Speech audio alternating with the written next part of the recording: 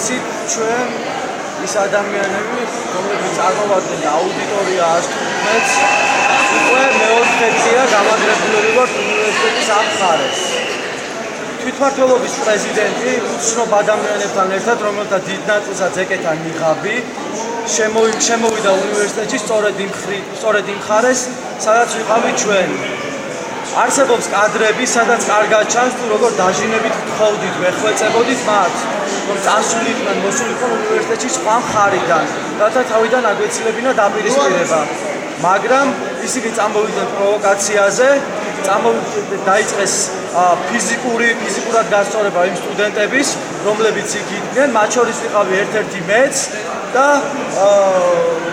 დაგვისწორდნენ ფიზიკურად, იყო შეხლა-შემოხლა, სერიოზულად დაზარალებული არავინ არ არის და აღსანიშნავია ის ფაქტი, რომ ამ ყველაფერს წინ მოუძღოდა თვითმმართველობის პრეზიდენტი მიღბიან ადამიანებთან ერთად.